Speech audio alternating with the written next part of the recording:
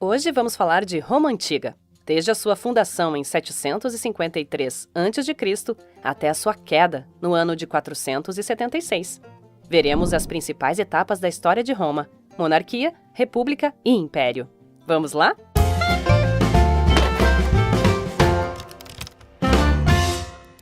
Para a gente começar a falar de Roma Antiga, precisamos primeiro localizar geograficamente o território que compreendeu o espaço romano na Antiguidade. A história de Roma, ela começa inicialmente na Península Itálica, numa região conhecida como região do Lácio, como vocês podem ver circulado aí no mapa.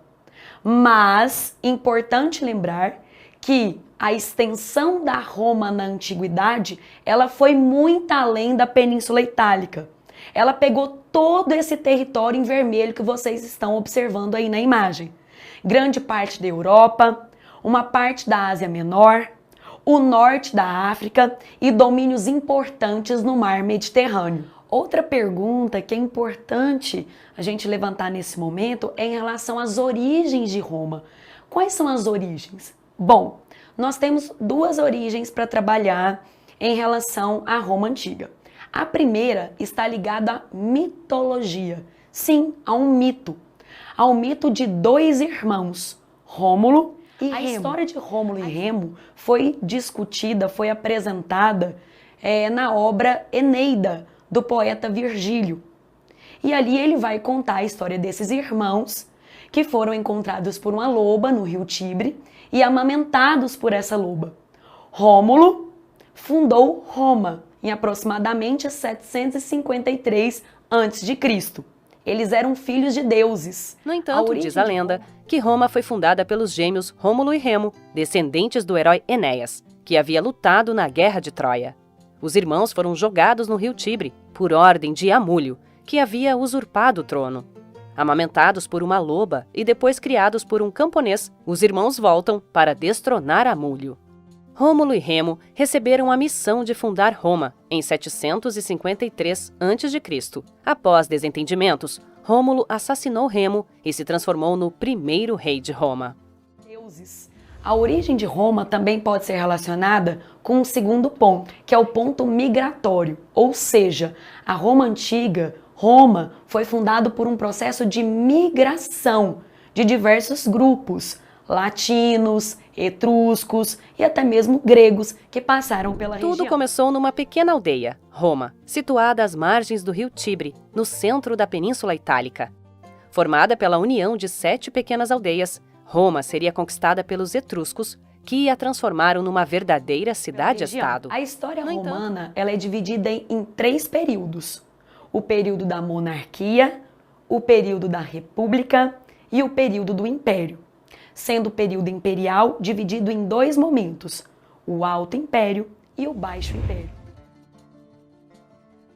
Durante o período de monarquia, a sociedade romana era formada basicamente por 4 classes sociais: patrícios, nobres e proprietários de terra; plebeus, comerciantes, artesãos, camponeses e pequenos proprietários; clientes, plebeus que prestavam serviço para patrícios e plebeus; escravizados, obtidos entre os prisioneiros de guerra e podiam pertencer a um particular ou ao Estado. Na monarquia romana, o rei concentrava o poder político, judicial e religioso. Para ajudá-lo no governo, porém, existia a Assembleia Curiata e o Senado. Vamos conhecê-los? A Assembleia Curiata, formada por 30 chefes de famílias do povo, eram responsáveis por elaborar leis, recursos jurídicos e declarar guerras. Senado, composto pelos patrícios, assessorava o rei e tinha o poder de vetar as leis apresentadas pelo monarca. O cargo de rei não era hereditário, e isto significava que dependia do apoio dos patrícios e plebeus. No período monárquico, 2 dinastias reinavam sobre Roma, a dos reis latinos e a dos reis etruscos. Os atos tirânicos do último rei etrusco, Tarquínio, descontentaram os patrícios, que o derrubaram, marcando o fim da monarquia. Após a monarquia, os romanos preferiram não deixar o governo nas mãos de uma só pessoa. Assim, durante a República, o governo era ocupado por 2 dirigentes, chamados cônsules, que tinham um mandato de 1 ano e deveriam se controlar mutuamente. Vamos conhecer quais eram as instituições da República Romana? Senado. Ocupava-se da política externa e da supervisão das magistraturas. Os senadores eram patrícios que haviam desempenhado alguma magistratura ou feito algo relevante para a República. Magistratura. Para ser magistrado, era preciso ser cidadão romano e dispor de uma renda de acordo com o cargo desempenhado. Os magistrados tinham lugares privilegiados em cerimônias públicas e espetáculos, bem como o uso de cores diferenciadas. Cônsul. Exercia o comando militar. No caso de guerra ou do impedimento de um dos cônsules, eram substituídos por um ditador. Este era um cargo de exceção, que incluía 6 meses de mandato e poder absoluto sobre os cidadãos romanos. Pretor. Tinha a função de administrar a justiça. Edil. Responsável por fiscalizar o comércio e conduzir a cidade. Censor. Se encarregava de contar a população, fiscalizar os candidatos a edil e vigiar a conduta moral do povo romano. Questor. Cobrava impostos e custodiava o patrimônio romano. Na República Romana, se manteve a divisão social de patrícios, plebeus e clientes. Igualmente, se aumentou a escravidão, e esta se tornou a base da produção.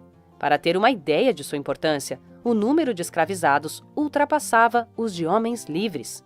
Os escravizados eram obtidos, basicamente, de 2 maneiras: através das guerras ou por dívidas. Isso significava que um homem livre, quando estivesse endividado, poderia ser escravizado até pagar seu débito.